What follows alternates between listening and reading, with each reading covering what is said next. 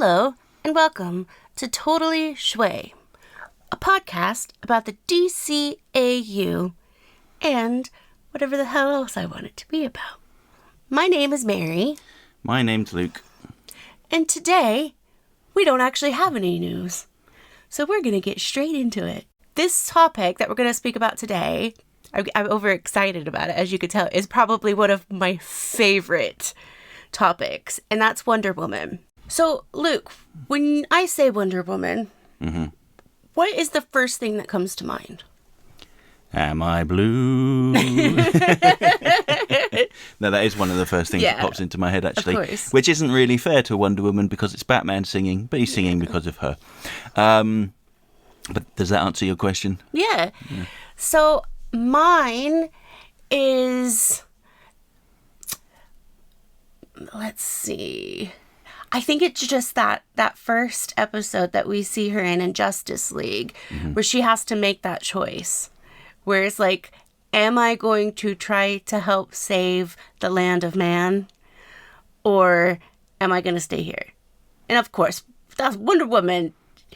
She's got to spread her wings, her metaphoric wings. Yes. And yeah, I love that because it's a choice that she makes. But it's not really a choice because she knows that she's going to do it. But I love the fact that they wrote it as a choice, that a woman can make this choice, whether to help people or just to stay behind in, her mother's world at Themyscira. Yeah, it was an act of defiance, wasn't it? Yes. Because her mother specifically told her, whatever goes on in the world of man is none of our concern. We're just going to stay here in our lane and ignore what's happening out there. And Diana chooses not to ignore it and risks the ire of her mother by taking the costume and the lasso and going to help people. I love saying this, and I've probably said it multiple times about some of the main characters in Justice League and, the shows that we talk about and some of the, shows outside of the DCAU. This came at a time where cartoons were just about, I'm going to say the Maroon 5 thing, rainbows and butterflies, essentially. And then we get this, a strong, independent woman throughout the show shows that she doesn't really need to be with the Justice League. But she chose to be a part of the Justice League because the world needs help, but also because she believes that working together makes the world better. And I love that. Yeah. And it's not just about being a woman or whatever. This could be, you could turn this around and say, oh, this is just about people accepting help and people wanting to give help. And I love that. And this is a cartoon. Yeah. Well, it sounds like you've pretty neatly summed up Wonder Woman. So should we get to the comments? No, I don't have specific episodes. I mean, I just spoke about one. But I don't have specific episodes because I am going to cheat a little. And I'm going to talk about just a tiny bit about Wonder Woman outside of DCAU and why I love Wonder Woman. That is cheating. Yeah, and why I love Wonder Woman. It's only going to be a little bit because I was actually watching last night before I went to sleep. I was watching To Wong Fu, Thanks for Everything, Julie Newmar. And there is a scene in there where they strut to all kinds of stuff in that because, oh my God, I just love that movie. My next podcast. They strut to the old Wonder Woman, the Linda Carter one. And it's these three queens. They are like, I think it's when they're doing their room. And they're just, strutting about and everything. And I love that this can be about, drag queens. Or it can be about when I ordered the Wonder Woman matte collection. The only thing in my mind was like, Wonder Woman. And then I remember spinning in the room because I actually got to order some. Wonder Woman to me as a little girl was, it reminded me of like being strong and independent, which was something that I had wanted to be when I was a grown-up. And I always saw Wonder Woman as that, never a damsel in distress. Because typically, when we read fairy tales and everything, what happens with the lady? Mm-hmm. She either has to give something up to get the man, or she has to escape something, or she has to, give up all hope so a guy can save her. Mm-hmm. No, Wonder Woman's going to be the one that saves you. So when I saw this cartoon for the first time, I was blown away because she did not need to cut off her hair. She did not need to give away anything. She made that choice. And yeah, like I said, I was only going to speak about that a little bit. But I feel that Wonder Woman is the hero. She is the white knight that comes in and saves you. And for a lady superhero to do that, I think it's wonderful. And I don't care if I'm watching the cartoon or I'm watching old clips of the Linda Carter show. I'm always going to have that Wonder Woman in my head. Or the Gal Gadot Wonder Woman, which was amazing. The music. Yes, the first time I heard that music, I felt it was kind of like heart palpitations, but in a good way. I just loved it. I do actually listen to that occasionally just to pump myself up. I'm going to work. I'm not going to save anybody today, but I'm going to pretend I am. Yeah, it sounded almost like I was going to say a militarized version of the Wonder Woman theme from the 70s, because it had that similar kind of do do do do do do do do do do do do do do do. This is my musical episode, apparently. Yeah. But I loved it, and that's the thing. I've said all of these things, yes, and the classic Mary's ADHD is all over the place type of thing, but they're all about one character who saves the day. And it happens to be a lady that isn't in distress. She is the one saving people. And in Justice League and Justice League Unlimited, time after time, she accepts help, but she's usually the badass that's also putting her hand out to help them up. Just as much, if not more, than some of the other guy characters. You've reminded me of something there. So she is very gracious, and she's kind, and she's strong, but she's not very forgiving. No. If you remember with Starcrossed, when Hawkgirl betrayed them to the Thanagarians, yes, yeah. And at the end they all had to vote on whether they would allow Hawkgirl back into the League. Wonder Woman was one of the few that said, no way. She's like, no thank you, goodbye. Yes, and through a lot of Justice League Unlimited, she was hostile towards Shayera because of that betrayal. They kind of sorted things out eventually, for the most part. But there will always be that thing in the back of her head where she's like, this person betrayed me. So it seems like when you lose Wonder Woman's trust, it's not easy to get it back. If you do get it back. So maybe she's not that forgiving. Maybe not. Yeah. But is that a bad thing? I don't think so. I don't think so, because it's something that reminds me of myself. I am not a forgiving person, I don't think. I think I'm a nice person to some extent, but I can forgive somebody, but I am like that. It's always in the back of my head. That's something, not that you betrayed me, but that you've done something unkind and all of that to me, and I always think you're going to do it again.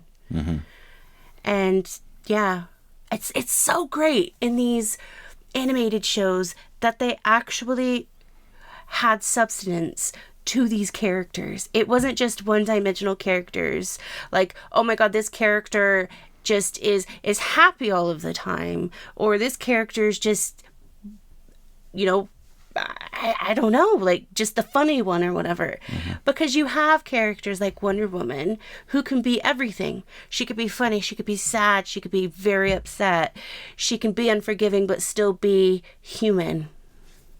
And you have to give it up for the wonderful, the great, the most amazing Susan Eisenberg. Yes. Without her, Wonder Woman, it could have been completely different, I think. Mm-hmm.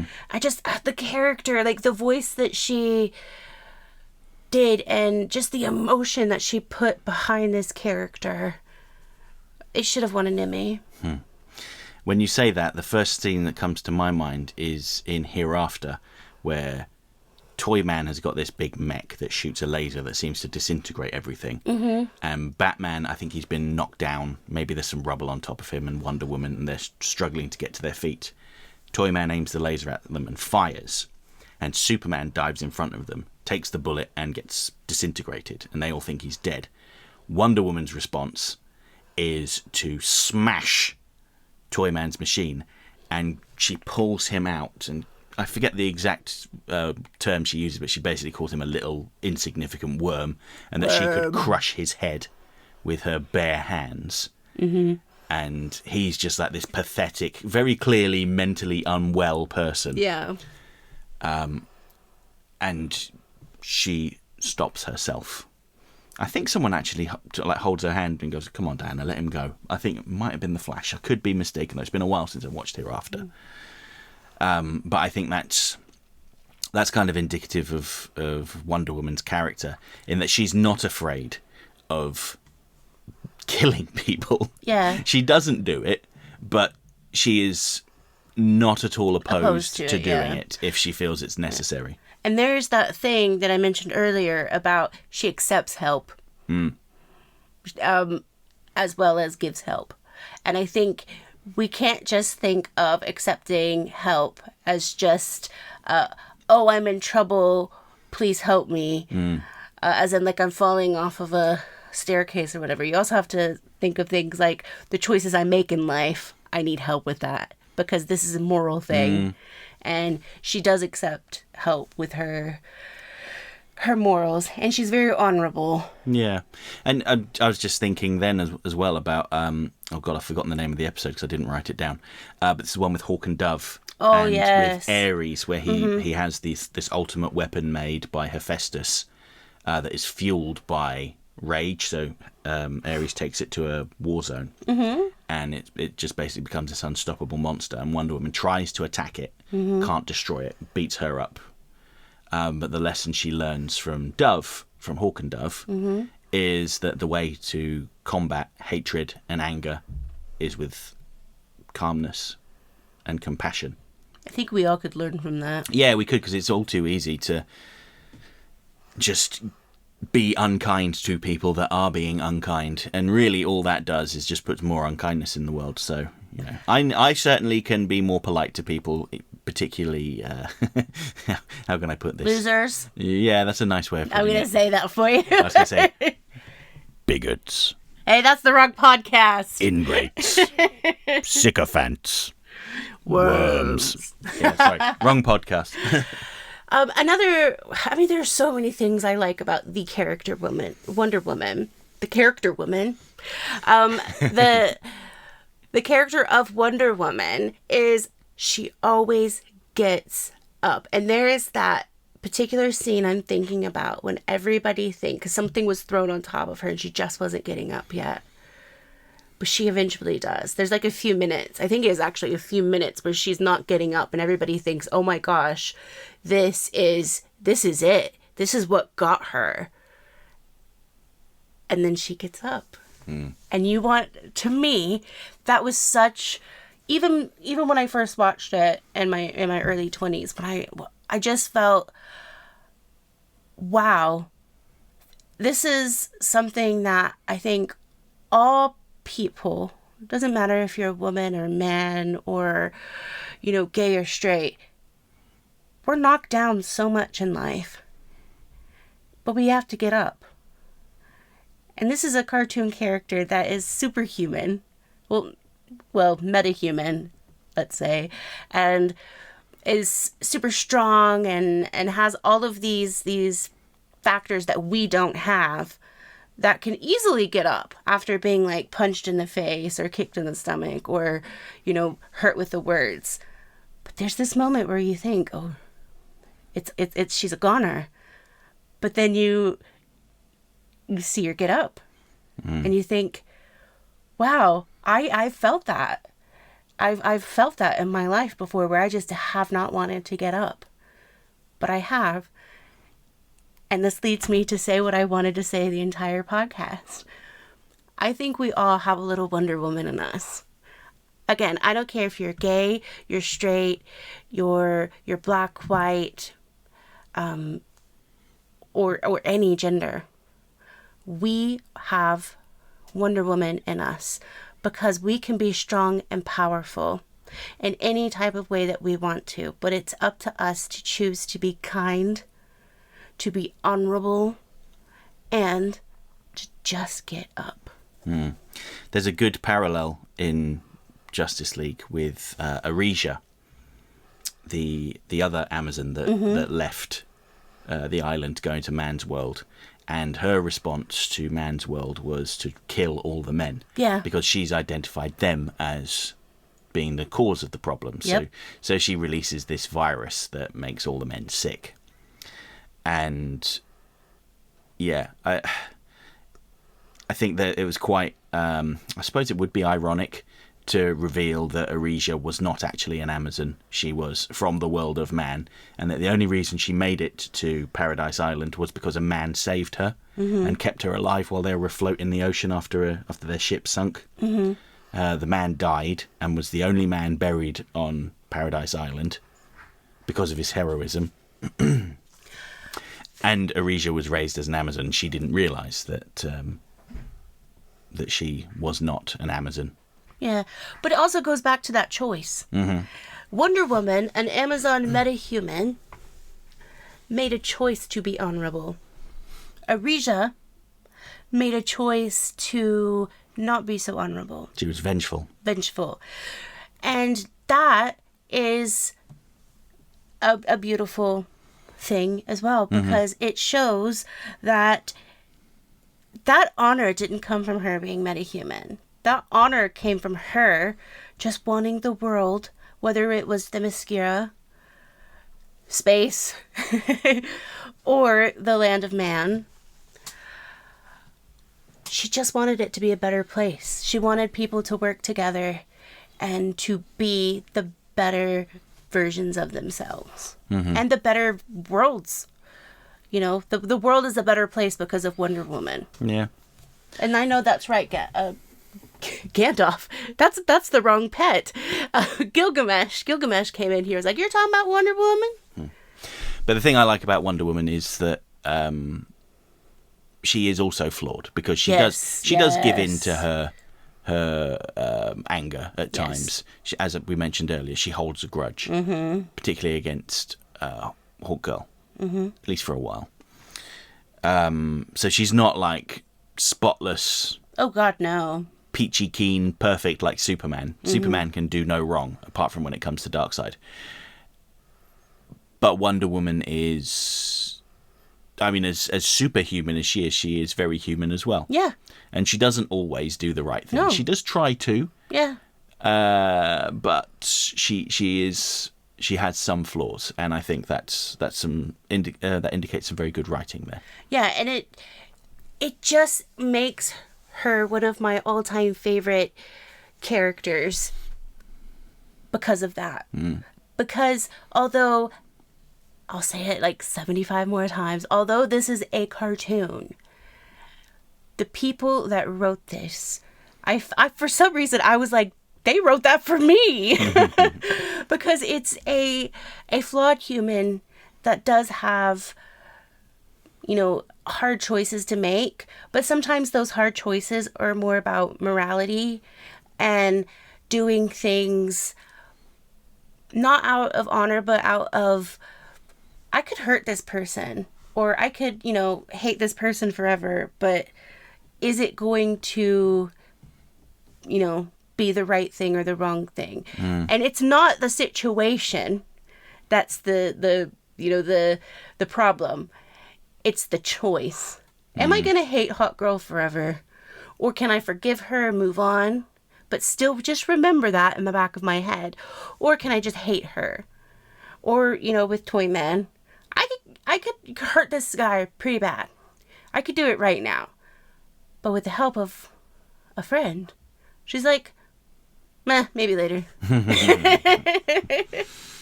Yeah. Yeah. And that's my Wonder Woman. It really is. And, thinking outside of the cartoon, I've just always loved that Wonder Woman was not just a superhero, but one of those medallions that we get in life from a movie or a TV show or a song, where we have it in our life, and which is in the back of our head, and we can just remember that, yes, this is a flawed character, this is a fake thing, but also this is our medallion to remember that no, we don't have to be perfect, but we can still kick ass like Wonder Woman. And it's not always about physically kicking someone's ass. It's about having success be your revenge, having a good moral code, and having the strength to say, I need help, or do you need help, or taking matters into your own hands and trying to make the world a better place on both parts.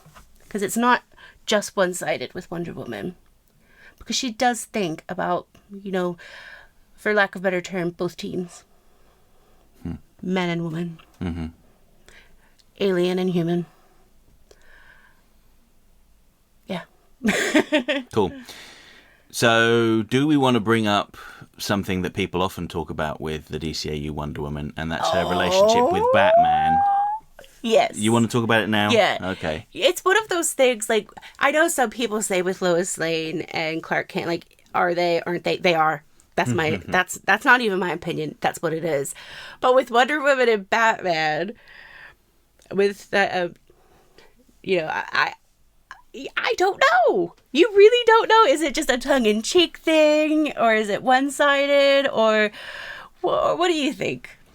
There is nothing there, unfortunately. Yeah. Because if there were, then they would still be in that relationship. And it's very funny that Batman dismisses the prospect of dating Wonder Woman by saying, you shouldn't date people on your same team. Besides, if my enemies knew there was someone I cared about, you'd become a target. Then Wonder Woman demonstrates that argument as being complete bull by smashing a gargoyle with her bare hands, going, next. Oh, I love when Etrigan and Batman and Wonder Woman were kids. Oh, we've recently talked about that episode. I just love just the way that they speak as kids, but then if you think about it, they kind of speak like that when they're not kids in the show too. Ew. I really liked the when they're in that episode where they're devising their plan. Wonder Woman says, "I can go with Superman, or I can go with you, Bruce." And he's like, "I don't care." And she goes, "All right, I've changed my mind. I'm going with Bruce." And Superman turns to Green Lantern and says, "What's up with them?" Yeah. And Green Lantern says, for someone with 19 kinds of supervision, you are so blind. Yeah. Oh, I love that episode so much. Well, it's just, in particular just because of that whole situation there. Yeah. But I love it. I love the fact that they kind of said not said, but they had it in there, because it was something that wasn't too obvious, but it was nice to see a little bit of Batman saying, "Ooh, do I like her? Don't I like her?" Well, of course he does, but he can't allow himself to be happy. That's the problem. Because let's do this. In Batman Beyond, what does Bruce call himself? Batman. Batman and Bruce are the same person. So Bruce is kind of a playboy. He likes the ladies. Of course he's going to like a lovely, gorgeous Amazonian woman.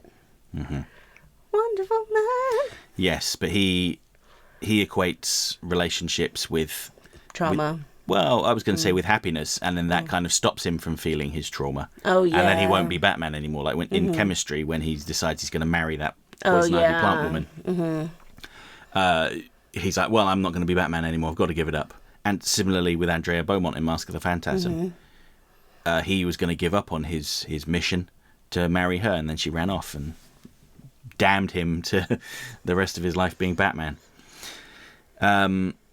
I was going somewhere with that, and I just completely lost my chain of thought. So, yeah, Wonder Bat stuff. Oh, I know what I was going to say now. Yes, so, it wasn't actually something they planned. It's something that came about from, I believe it's the episode Brave and the Bold, where the Justice League are in Gorilla City, and Gorilla Grodd's fired a missile at them from the States.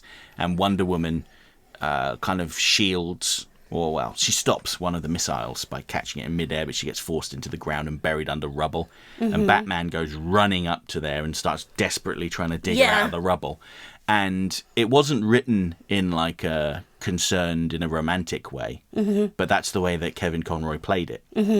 And the creative team were like, there's something here. Is that not the episode that I was talking about where they don't know if she's actually going to get up?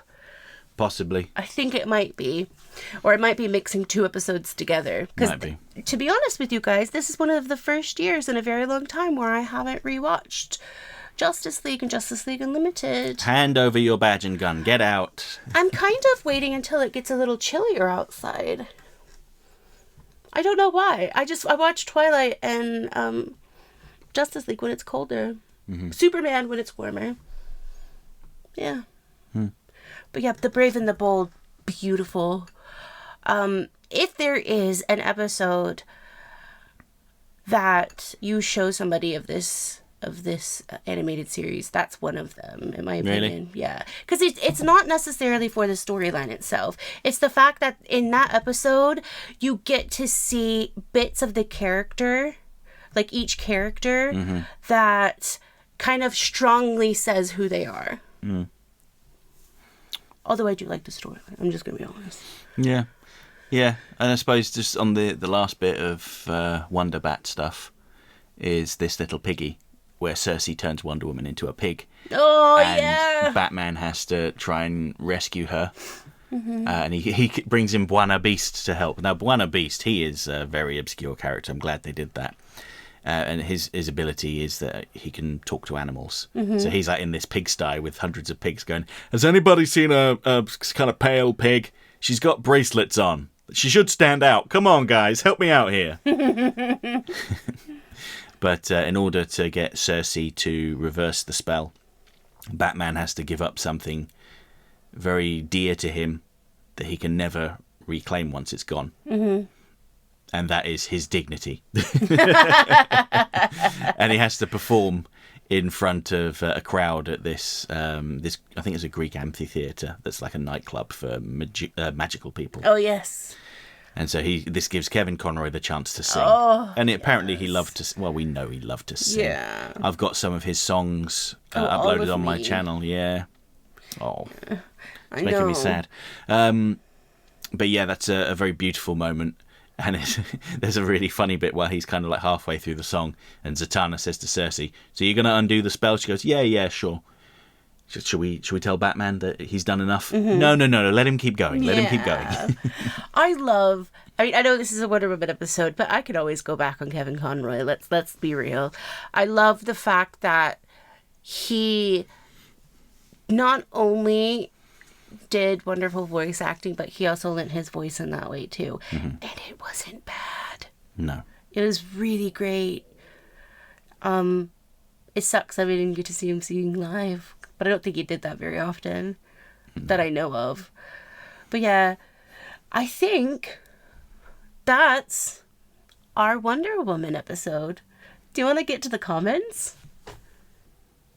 All right, then. So up first, we have Time Lord Victorious. Hello, Time Lord Victorious. Welcome back. Hey. Yeah, just saying, but in Doctor Who, for example, there are two characters who are gay, like Ace in Doctor Who and the scientist in The Curse of Fenric, who is based on Alan Turing, who was gay. In classic series shows, there's always LGBT-coded characters. Mm-hmm. Yes, that's very true. Very, very true. And I should have mentioned, for anyone that is potentially confused, these are comments in response to our last episode, which was our Pride special. I'm putting on lotion, by the way, and I'm just there,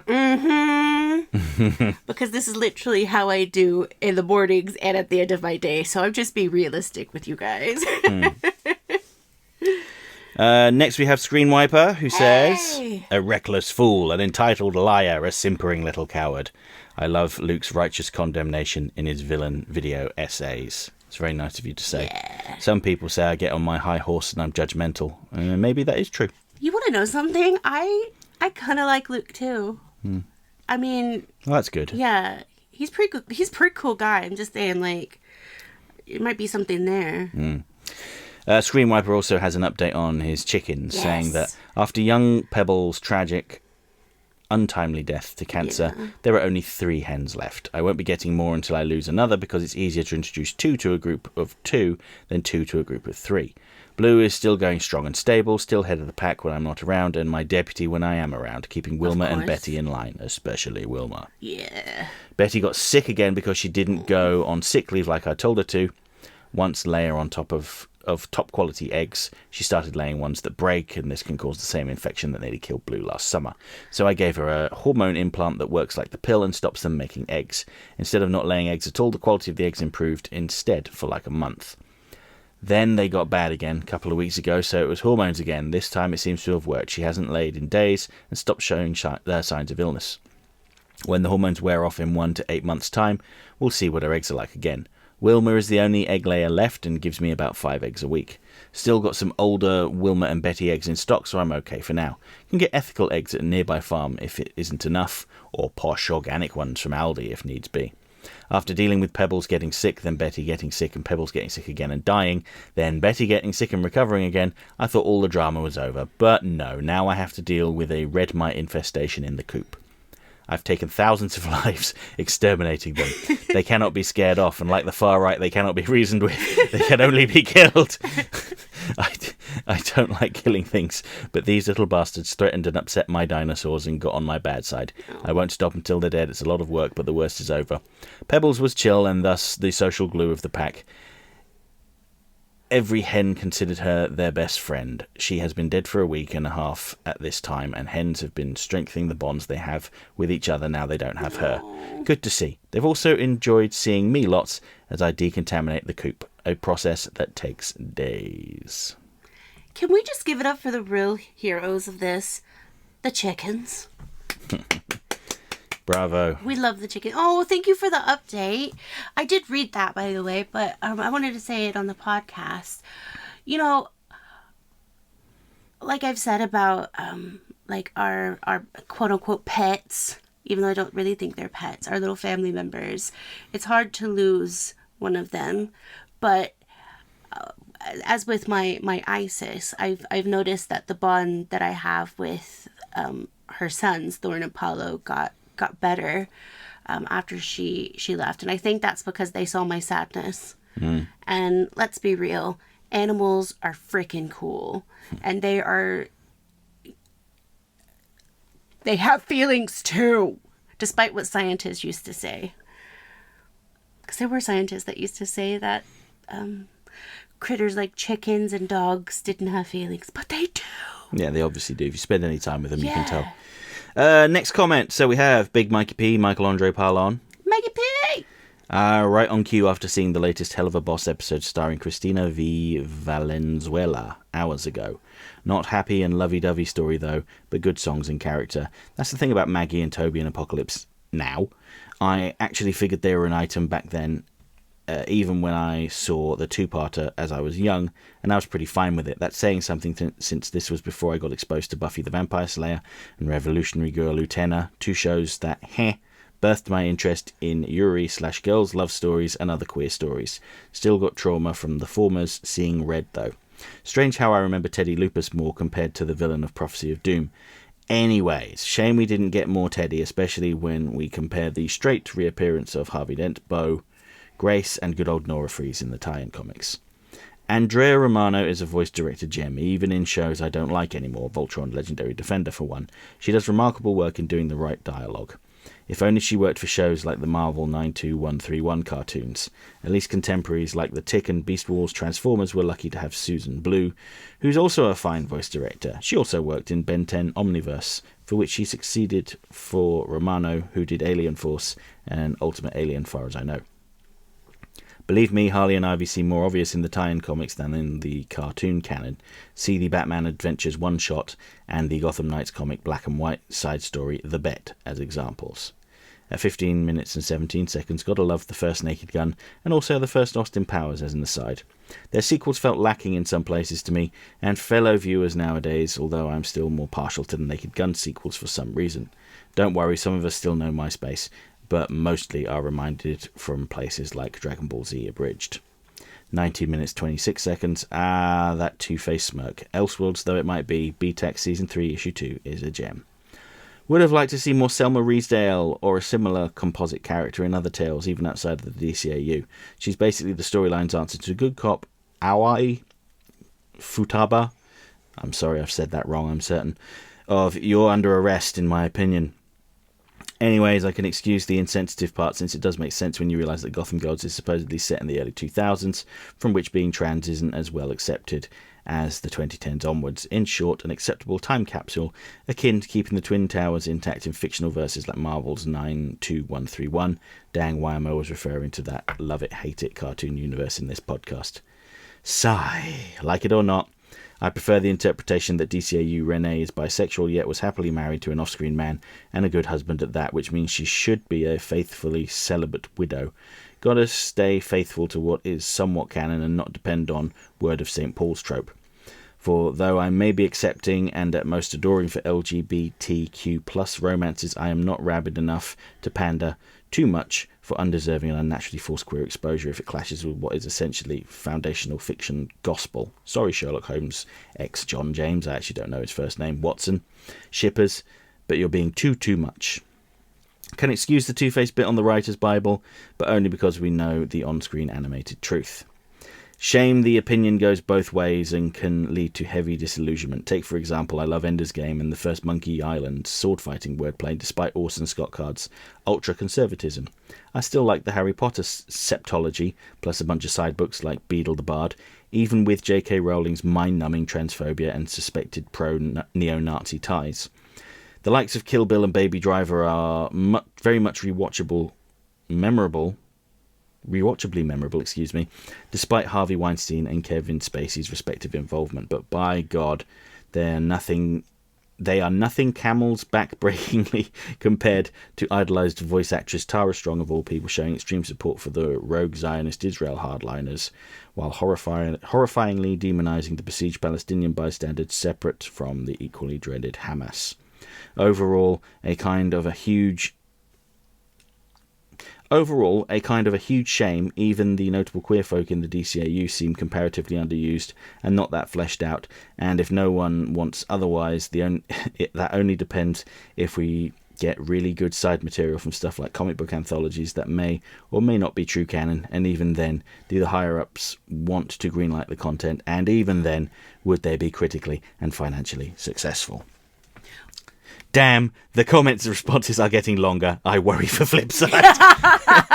You comment as much as you want on Flipside. Be part of the solution, Big Mikey P, please. Don't listen to Luke. Also, what's this thing about Sherlock Holmes? Was there like... Oh, people ship Sherlock Holmes and Watson. They go, they must be gay. I'm like, well, maybe they are, maybe they're not. Who cares?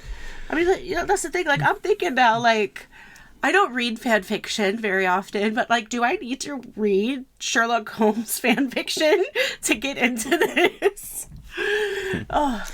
So let's try to get through the rest of this comment. So that's 43 minutes and 29 seconds. In case you're going to rewatch X-Men and Spider-Man, the animated series for channel reference and more, Serum Lake, good luck. I don't need to rewatch them. Those are burnt into my brain.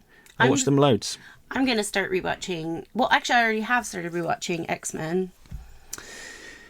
51 minutes and 25 seconds. I think I missed Nomad Garth Ennis with Frank Miller of Daredevil fame. Sorry about that. Teen Titans, Adult Topics. greater than Teen Titans Go adult topics. Case in point, the episode Troc from the former surprisingly well-aged anti-racism gem. Far better than Static Shock's Sons of the Father for me. 56 and 29 seconds. Well, wait, flip side possibly compensating, but please do talk about stuff you really know when it comes to non-DCAU queer and healthy straights included relationships, and don't use X-Men 97 as a topic always. Show's good, but not that good just yet, for it sure is getting too much publicity. Blasphemy, Michael, blasphemy. For that you are banished into the bigot, ingrate, sycophant, worm corner. Don't you dare talk about my friend Big Mikey P like that. My friend Michael is a dear great soul to me, so don't you dare say a bad word about him. Why don't I interrupted you again? Yeah. If you could say the names of the characters and people that he said right, maybe you would be a better person. Impossible. Condolences for Pebbles. For what it's worth, their martyred remains should be used as necessary fodder for the farmlands. I'm surprised there's not much talk about the Scooby-Doo Mystery Incorporated cartoon. I will never watch it, sorry. Okay. Look, Kevin Altieri worked on one of the Scooby-Doo cartoons, and I'm sure it's excellent. And I'm very fortunate to count Kevin Altieri as one of my friends. But I'm never going to watch Scooby-Doo. I'm sorry. I'd sooner gouge my eyes out. He would sooner rather take me to one of the biggest malls here in the UK for 6 hours. Oh, yeah, easy. Then watch 10 minutes of Scooby-Doo. Absolutely not. Anyway, continuing the comment. We're on the home stretch now. It's almost over. For Cape Crusader getting other DC characters, I would love to see Alan Scott the Green Lantern and fellow Gothamite. That's a good shout, actually. Well done. Would be a love letter to Year One era black and white issues, and also an obscure The Brave and the Bold tie-in comic. 1 hour, 23 seconds and 39... 1 hour and 23 minutes and 39 seconds. See, I can read time. I still remember cringing at first when first knowing about Kill la Kill. Thank goodness I got curious to check it out. Good old DCAU Wonder Woman. There's a good reason why she kicks the most nameless goon butt in Justice League and Justice League Unlimited. My strange mind wants more Lumity for some reason. My heart, however, would prefer to see Green Arrow cross Black Canary. Rewatching JLU sure makes me really re-sympathise with their fans, the power couple. And that's it. The comment is over. Thoughts, Mary? I love Mike. I know you do. No, that's not me being sarcastic. Sorry, I was leaning back for a moment, but that's not me being sarcastic, because like I've said in the past, there are a lot of characters in TV shows that Mike has talked about that I've looked up, and one, I've realized that I've seen some of these characters before, and two, it broadens my thoughts on things, and I love that. All right, moving on, we have A1ML33Y. Hello. Who says, as a queer non-binary person of colour, my favourite queer characters in DC have always been Batwoman, Renee Montoya, Harley Quinn and Poison Ivy, and a few characters from Doom Patrol like Danny the Street, Negative Man, to name a few. Even Static Shock's best friend Richie, I really like that animated series and comics. Also Voodoo from Wildcats. I like that DC has queer characters because it made the world feel real to me growing up, getting in all these characters. Also Fire and Ice from Justice League Unlimited too. Oh, yeah. Oh, that is a very good reference when in one of the episodes where the small team of Justice Leaguers goes to Black Hawk Island. I think it's Hawk Girl, Fire, and the Flash, and the Flash is kind of... He's very clearly interested in Fire, but doesn't know how to start talking to her. And Hawk Girl goes over to her and says, "You should just talk to her." He says, "Oh, no, I can't possibly do that." He goes, "Well, you know what they say about her. I hear that she's Brazilian." It's very good, very good. Yeah. I've totally forgot about that. Yeah. Yeah. It's good, I like that. Anyway, continuing the comment. But this episode of your podcast is a special one with a rainbow emoji. And that means a lot to me as a listener. Well, you're welcome. You're really welcome. Glad you enjoyed it. Me too. And there'll probably be, as a queer person myself, I feel that nowadays we need to be as loud and proud as ever. In the right ways. I mean, there's no loud and proud wrong in terms of, the wrong way in this sense. But We need to talk about the things that are important to us, and we need to accept ourselves and our neighbors. But we also need to spread the word, because spreading the word of pride for the LGBTQA and just diversity is not a negative thing. It is not one of those things that's like, oh, you shouldn't say that or whatever. The hell I'm not gonna say it. And I don't care that I will say it in every episode. We need to be more diverse in cartoons and everything like that. It doesn't matter if it's for kids or not. Kids need to grow up like yourself and like me, seeing, queer characters that aren't hiding it, but aren't, I love flamboyant characters, and I love flamboyant characters in real life and not in real life. But let's be completely 100%. Not all queer people are flamboyant. We can be just like anyone else. Yeah. And that's important to me. Yeah, and I always debunk the argument that people make, oh, what if a kid sees this and it turns them gay? Listen, I grew up watching all of these shows and movies and stuff, and was aware of gay people. I even had openly gay teachers at school. Mm-hmm. And you know what? Didn't turn out gay. Doesn't work that way. Just means that I'm accepting of people and understand that, we're all different, and it's okay to be different. Yeah, you're an ally. Yeah. And yeah, that's amazing. Yeah. Also, I watched X-Men, and the whole thing about that is, as they really leaned into in X-Men 97, is that, it's not about, being one of those marginalised groups by supporting them. It's just by accepting that they exist, and they have just as much of a right to exist as anyone else. Mm-hmm. That's literally all it comes down to. And you can't argue against that. And that's why so many of these small-minded people get so angry when you say that. And they also get angry when they see a queer person who isn't like overly flamboyant and overly camp, which by the way are not bad things. I love those things, but they get so angry because they're like, oh my God, I had similar interests as you. I did, I had these conversations with you, but you're queer? Oh my God. Whatever. But yeah, if I talk about it every episode, it's my damn podcast. I can do it. And I love the fact that we have people in this world like this commenter. Thank you. And honestly, I love you. So moving on, next comment, David Carney. Hello, David. Hi, David. I love Harley and Ivy ever since BTAS. One of the best things I read was Harley and Ivy meets Betty and Veronica. One of the things I didn't like about Buffy Season 6 was the death of Tara. I liked Tara, and her relationship with Willow was wonderful. It still doesn't sit well after all these years. Loved this episode. Thank you, David. This is kind of a spoiler for one of Mary's upcoming comic shop vlogs, but I did track down the first issue of Harley and Ivy meets Betty and Veronica. Don't see that very often, so I grabbed it and forgot that it was a 6-issue miniseries, so now I'm going to have to find the other ones. Boo. Next comment. So, Defuxa, hey there, how you doing? Hey, Defuxa. Probably Harley Quinn. Poison Ivy is an interesting character, but Harley has a lot more happening with her at the moment. This is not even the inclusion of the new properties coming out. Yeah, Harley Quinn does get used quite a lot, doesn't she? Yeah. She is one of DC's core pillars now. Because she's the cool character. Yeah. She's different, and I love that. I used to get really annoyed that Harley Quinn was being used so much, but then I thought to myself, why not? Why not let other people love her just as much as me? Yep. And they can do different versions of her. It could be the Margot Robbie one. It could be the HBO animated version. Could be the Cape Crusader one. I'm so looking forward to that.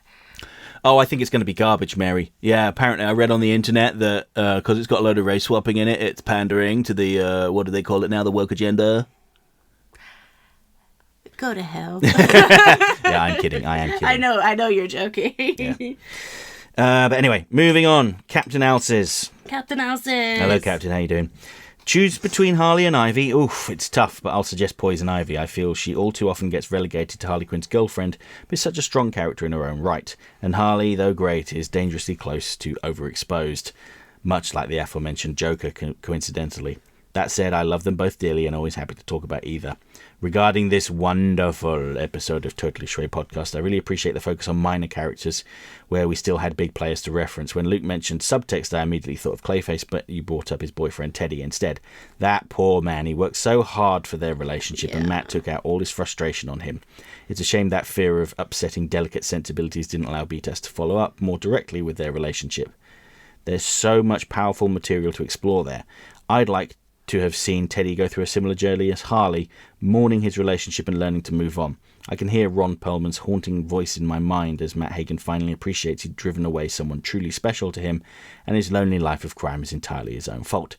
It's drama befitting the story of a twisted, tortured actor. One final thing.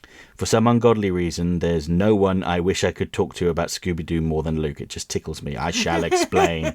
So my two favourite YouTube channels at the moment are Serum Lake, grade A Batman content creator and staunch Scooby-Doo hater, and NerdSync, a mostly comic book fan who accidentally became a full-time Scooby-Doo tuber. Sounds like my nemesis.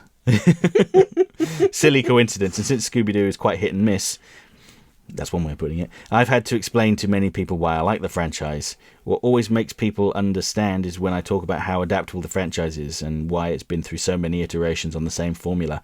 Like Batman, I always say, and each and every time the other person cocks their head, thinks for a second, and says something along the lines of, "Oh yeah, like Batman."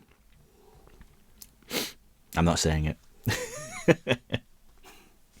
Okay, next we have Lowell Lucas Jr. Hey, Lowell Lucas Jr., how you doing?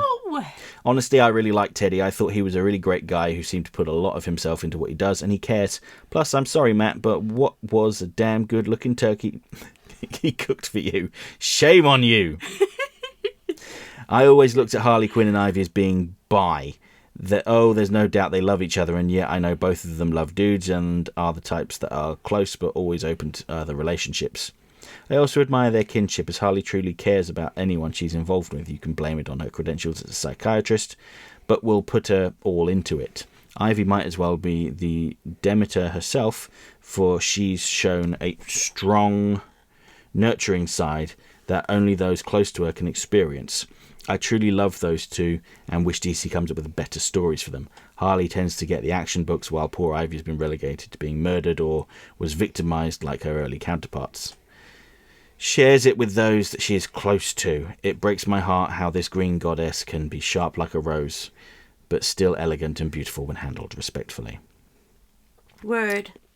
I always feel that Harley is the, like, guy's guy, if you know what I mean. And Ivy was more of the, girl's best friend type thing. I don't know if that makes sense, but that's how I feel that they were played, because Harley did get different storylines, just like you said. But yeah, that's how I just wanted to chime in and say that's how I saw it. But obviously I'll talk about that more with whoever we choose to talk about, which I've already made my choice, and I already made my choice before I asked. Next comment, new commenter, I believe. Dre1426. Hey. Hello.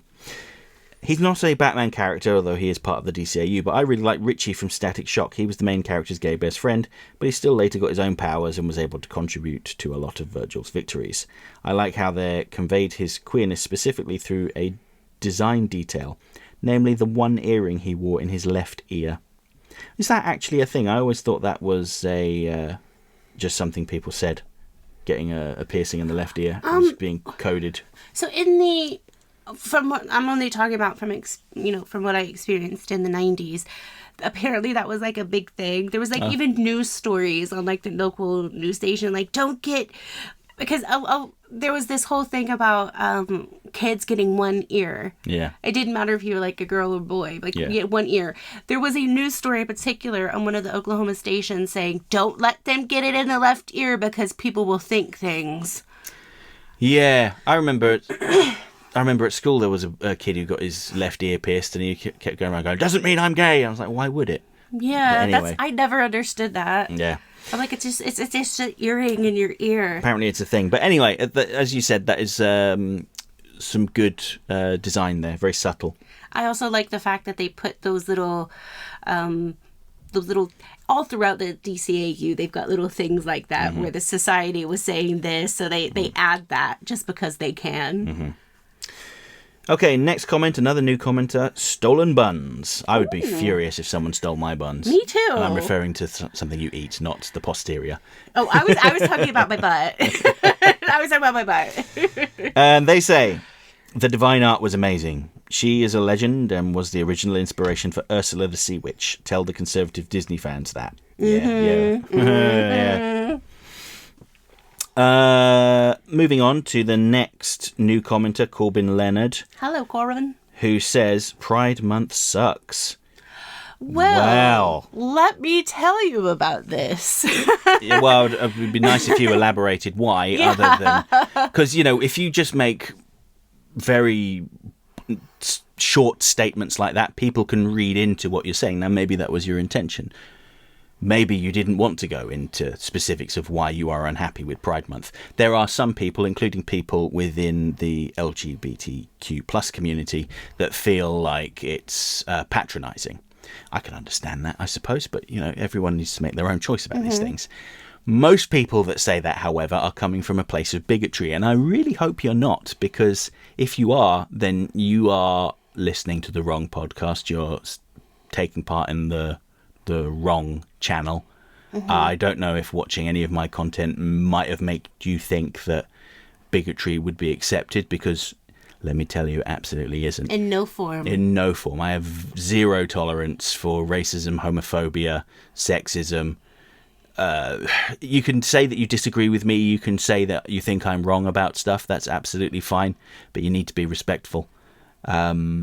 You should see my ban list on my channel, particularly from my lockup video. People coming in going, actually, lockup is left wing.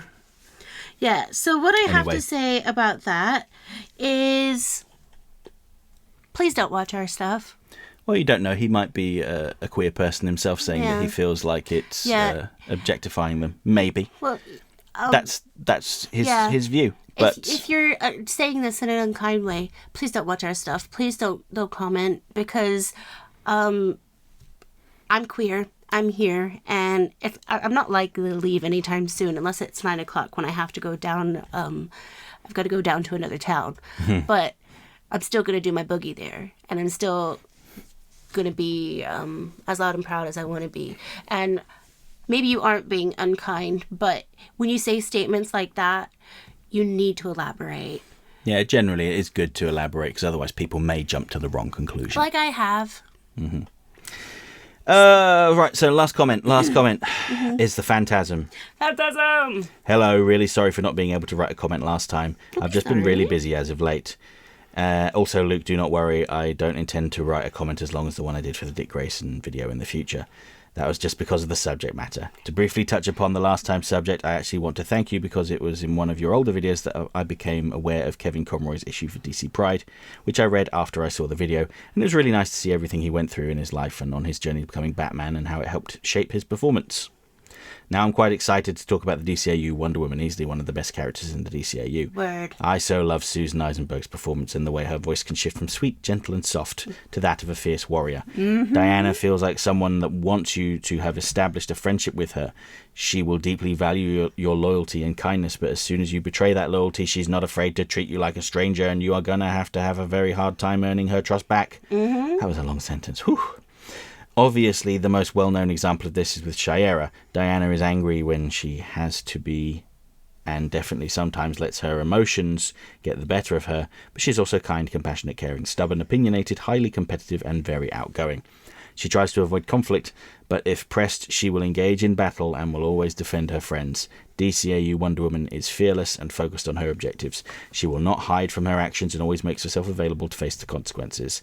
Diana is an unapologetic feminist. However, she does see the Amazon's biases as problematic, bordering on xenophobic. And also, let's be serious, I don't think there were two DCAU characters who had more chemistry than Kevin's Batman and Susan's Wonder Woman. The one thing that I believe could have been handled quite a bit better was the way the DCAU handled Wonder Woman's rogue gallery. Ares wasn't exactly the threat he could have been, Felix Faust was a bit underused, and obviously her archenemy Cheetah barely interacted with her, and they didn't seem to have any specific hatred for each other. I think I'm forgetting a few.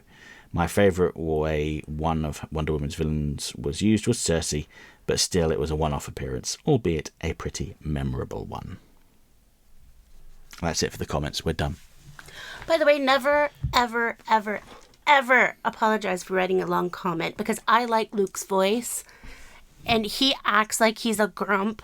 I mean, he is a grump. I'm not going to lie about that, but he's not really a grump about the comments. He's just trying to be funny. I'm mostly teasing, although at this point when my voice starts feeling a bit raw, I think, can you please be more succinct? It's also, we started this at like 7 a.m. as well, so we haven't actually spoken that much today other than the podcast. Yeah, I'm going to need to drink a lot of water. Other than to say, Gilly, please. Gilly, I don't want to wake up at 3. 3:45 is early enough. All right. So, sorry, I just interrupted you. No, I was going to say, all right, let's talk about what we're going to talk about next time. Yeah, so, Luke, what are we going to talk about the next episode? Oh, is it my turn to decide what we're going to talk about? All right, so I want to stick with a Justice League theme. Okay. I do, and I want to talk about, I think, a Justice League member that doesn't really get talked about enough. Okay. I think you know who I'm going to say. Who? John Johns, the Martian Manhunter. Yes! Oh my god, I love it! Yes. So we're going to talk about Martian Manhunter and how I think he was the heart of the Justice League. I think that too. Oh, well, that's going to be an easy conversation. I mean, that's short as well. Yeah.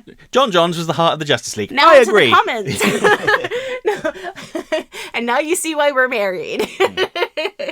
All right, guys. Thank you so much for listening to this and for taking time out of your day to comment and to just to listen to this and be a part of my little community. And I've gone on and on about this, but I really do appreciate all of you, and I really, really hope that you will have great couple of weeks before we're back.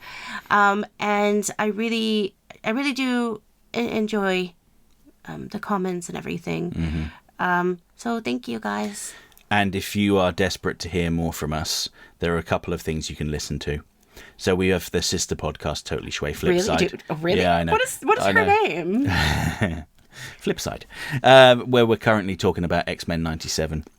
And also, just yesterday, at the time of recording, our appearance on the Bat-Minute podcast was released. So if you don't know the Bat-Minute podcast, it's John and Niall who do a podcast that looks at a minute-by-minute breakdown of each Batman movie. Yeah. I went on for their Mask of the Phantasm podcast, I want to say a year ago. Yeah, I think it was almost a year ago. About a year ago, yeah. And Mary and I went on to talk about Batman Beyond Return of the Joker. Now, they're doing 5-minute chunks for this film because it's like a bonus special. Yeah. And they don't want to do 70 episodes. Yeah.